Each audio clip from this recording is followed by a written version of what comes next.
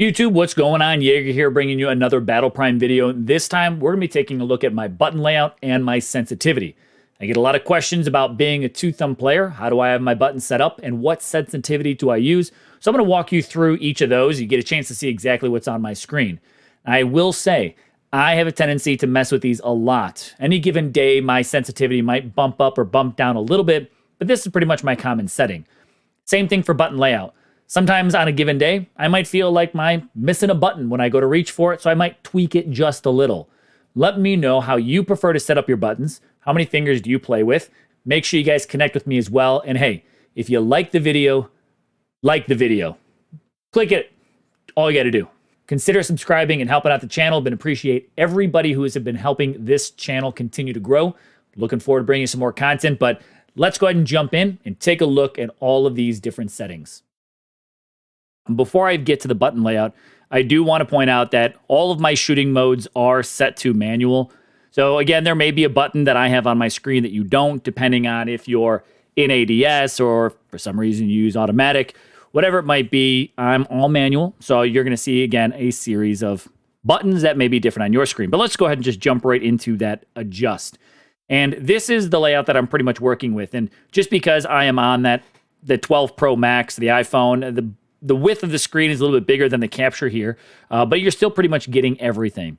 I've put most of my movement controls all in the lower right-hand corner so my right thumb can control it. I've got the scope here is set at 115%. Right next to that is the fire button, 135%. And before I even get too deep into any of these other ones, one thing I really want to point out, and many people sometimes talk about this, is how can you get buttons closer together, or maybe not necessarily full-blown overlap, but it's possible. A little trick if you want to tighten up some of your control options, shrink them down to their smallest setting. You can then work them closer to each other, and then when you actually expand them, they'll bump a little bit, but then you can actually get some buttons to overlap. With that, you really have the ability to adjust pretty much everything. The weapons here, I've moved down into that lower right-hand corner. Because I do use the double tap to switch weapons, sometimes it's not always responsive, so I like to have a little bit closer to my right thumb as well, and I've moved all the health stats off to the left. When it comes to the jump and the crouch button, I've got those down the lower right-hand corner, about 110% for the crouch, 100% for the jump, and then the reload right above that in the top right-hand corner, 145% in size. Again, you can see all of these float pretty much between the 70-75% for the opacity. And when looking at the ability button, I've got this set at 125, just on the very top end of where my thumb would be. Marking location, I've got that up in the far right-hand corner, just because when you're playing with a lot of bots, sometimes they don't listen to those commands anyways, so it's all good there. Movement, I've got that off to the left-hand side. I've got that down as small as it can go at 50%. I like the smaller movement stick size because this way, when I move my thumb around, it doesn't take a lot for my prime to have to switch direction. It can very easily just go from forward to backwards without having to worry about too large of a movement stick. And I've stretched the lock portion of that up as far away as it can possibly go. I don't like the auto sprint, so I've got that just pretty much pushed out of there. I've got the secondary fire button over here on the left-hand side, just in case I'm going to go ahead and just lock in my movement, use the aim. I can still use my left thumb for firing. And then down in the lower left-hand corner, it's kind of hidden off to the side, little emote button here. I've got tucked in the lowest left-hand corner. Like I said, that goes just off the edge of the capture here. Now, the radar, I've also got set up in that top left-hand corner, pretty much the default position, but I have increased the size a little bit, and the settings button just next to that.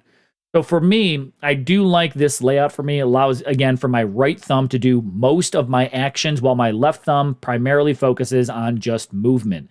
And again, with that opacity just kind of set a little bit higher at that 70-75%, these buttons don't really get in my way. The one thing with not being able to see these buttons as clearly sometimes as the overlay is that you're working more on muscle memory. And that's one thing I honestly experience a lot is sometimes I'll make the slightest little change to maybe the size of a button or the slight adjustment to the location of a button, and I've really got to work maybe an extra day or two to retrain my muscle memory to go after that. But there you guys go. Now you have an opportunity to see my button layout. Let's go ahead and switch over to sensitivity. So here I am working with a custom sensitivity. My suggestion to most new players is maybe start somewhere with normal so you can see whether or not the base movement for Battle Prime is good for you.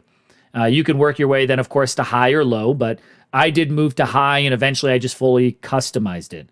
You can see here each of my different sensitivities. My third person and my 1x are my highest sensitivities, since most of the weapons I do play in are right in that kind of in between 1, 1.5, 1.75. A lot of those different holographic red dot scopes. So that's up a little bit of a higher sensitivity. The 2x is at 75%.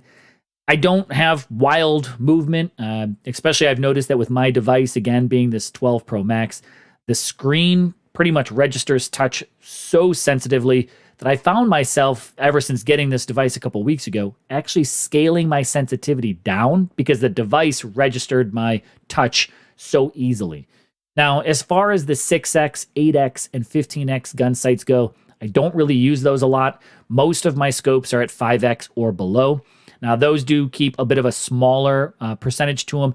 This way, again, the slightest touch, when zoomed in that much, I mean, that percentage, the slightest touch can take you from a headshot and whip you off to the left. So I like to keep these a bit lower. It allows me to keep my reticle pretty much locked with very subtle movements being made anytime I move my finger.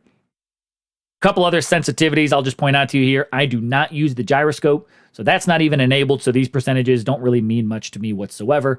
I've not played with that one bit. There are a few other things that I would want to point out when it comes to sensitivity that kind of impacts this. Going back over to the controls, again, I mentioned that I do enable the double tap on the screen for switching weapons. Gyroscope is disabled, but I also really want to take a look at these three options down below here. The haptic feedback, I have this disabled. This way I'm not getting a lot of rumble on my device and it's not disrupting any of my movement. Now, when it comes to the camera, I've talked about this in another video, but I do have the camera look acceleration and the camera look smoothing set all the way down at 0%. There you go, guys. You have now had a chance to see my button layout and my different sensitivity settings here. Again, let me know what you have yours set up. Are you a multi-finger player, a two-thumb player, and what sensitivities do you prefer in the comments down below? And I'll catch you next time on my next stream or in my next video.